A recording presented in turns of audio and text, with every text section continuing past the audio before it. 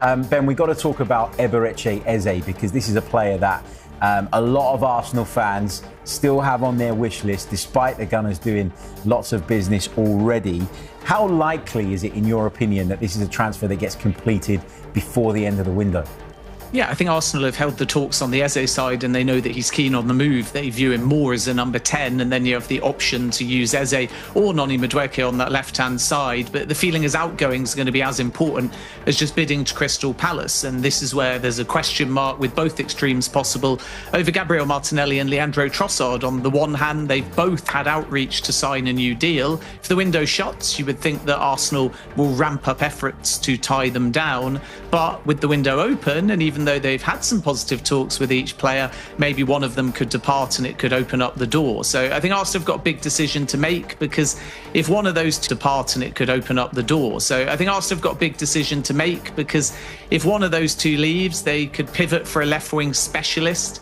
And this is where links throughout the window have come with Rodrigo, but he's expensive, or even Newcastle United's Anthony Gordon, or they go for a number 10, but does that stifle the development and opportunities of Ethan Nwaneri through the centre? Clive, how keen are you on Eberechi Eze? And I guess the big question around him is, as Ben sort of touched on there, where does he fit in? He's not quite an out-and-out left winger. You feel like he'd be competing maybe with Martin Odegaard if you were to use him in a more central area. So where does he fit into the Arsenal picture for you?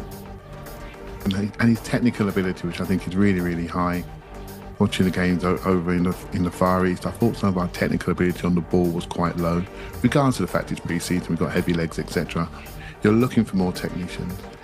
And there's the football side of things. You know, I know he's not the same player, but we had a similar problem trying to fit Smith Rowe in once Odegaard was in on the other side. He wasn't quite a left winger. He wasn't quite able to sort of usurp Odegaard in that 10 position, and he wasn't quite an 8. And so tactically, I can see the similar problems, but I almost don't care, because he's a much better player. When the ball comes into his feet, everything changes. Pictures change. People trust him when the ball comes in, so they start to move. And for me, a lot of our creativity is down to the fact of our lack of movement. Why don't you have movement? Because you don't have enough technical ability on the ball, and so you stand and you wait for it to come back to you. When players can beat people, you start to flow, you start to move. I want more of those players in the club, and the manager can work out where they stand. Yeah, I completely agree. Team, I pay a lot of attention to what Crystal Palace do, and I just think, Clive touched on it there. Like, he creates chaos. I think, when Eze picks up the ball, people panic because they don't know what he's going to do. He's got a trick in him. You know what I mean? He's got a great shot on him. He can beat a player. He's got a great pass on him. He's got so many attributes that we need at the moment. We've only got to look at the Spurs game in pre-season. Again, I know it's pre-season, and a lot of people are getting carried away, because it's Spurs, blah blah blah. But we struggled to create again in the final third. Like, in that, think back to the second half. I know they had a goal, but it was a mistake, and they scored a goal from the mistake, and blah blah blah. But in that second half, it was all Arsenal. But again, similar story to a lot of games last season. We just weren't able to create that final bit of magic. Especially, it would have been amazing in the last, 20 minutes Gyökeres got? In the last 20 minutes to create something for him, bang, would have been great. But yeah, Eze, I think, does that. Bring him into the team. He's done it in the Prem for a team that aren't as good as us, let's be honest. If you put him in that midfield, in that 10 spot, I know Odegaard's got it locked down at the minute, but put him in that... Inquiry about Gabriel Martinelli, they subsequently have signed João Felix, so they're not looking for a left-sided attacker now. But when they asked, the question was, Martinelli's not for sale. So people are naturally assuming that it will be Trossard, more likely if one of them is to go, that could depart, especially given his age. But it's a toss-up in the sense that Trossard is valuable as a squad player and willing to stay, and understand that if another left-sided attacker comes in, his minutes may diminish, whereas with Martinelli they can get a much bigger fee if they choose to sell, but they still feel like he has that high ceiling and potential to play a very important role, and this is what makes the situation fascinating. So I think it'll be a case of, if a box office left-sided attacker arrives, whether that's Eze as a 10 or some of the left wingers that I mentioned before, then Martinelli is actually the one you could change your perspective on if the right kind of fee presents itself. The challenge is that Saudi interest for now has gone away. Trossard could also depart, and I think if Arsenal said to him, look, we're bringing bringing in somebody, you're going to get even less minutes. He would accept that and leave amicably. But suggestions, for example, that Fenerbahce are close or engaged with the player are not correct to my understanding. So you've also only got 4 weeks to find him a club as well. I think there'll be Premier League interest in Leandro Trossard too if Arsenal make him available. So it remains possible that Trossard or Martinelli leaves, but actually at the time we're live, there's nothing advanced or imminent with either departing, which again probably explains why Arsenal haven't yet shown their hand in the market. What do you know of the situations around Jakub Kiwior and Alexander Zinchenko? They're two squad players, if you like, that have been talked about as potential departures this summer. Is there anything concrete around those two?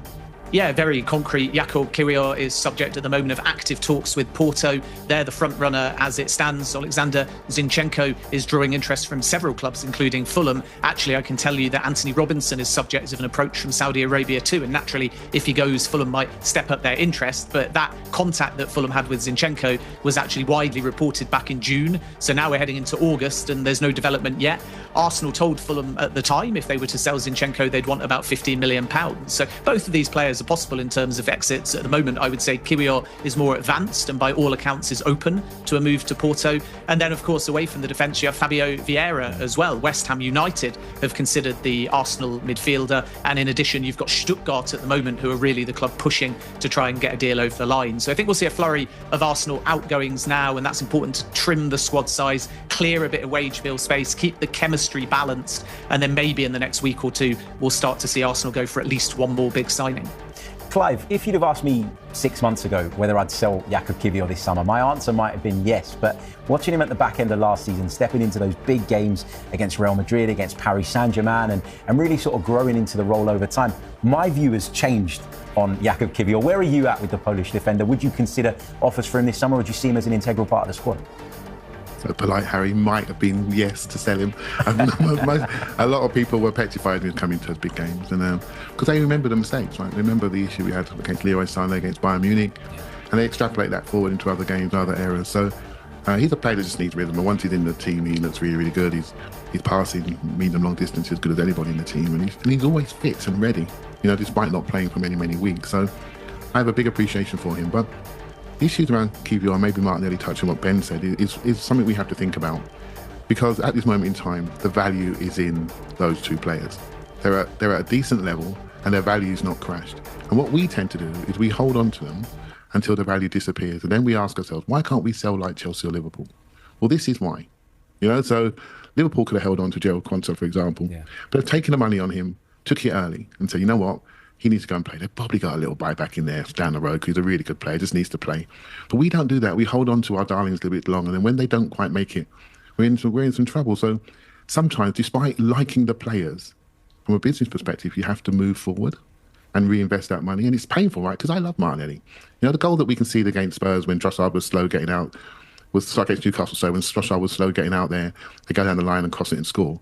Martinelli play, that doesn't happen. Yeah. You know, he's out there quicker, he's sharper, and these sort of things we just grown to just sort of accept. So yeah, it's hard, but if we're serious about really winning, we're gonna have to make some painful decisions. And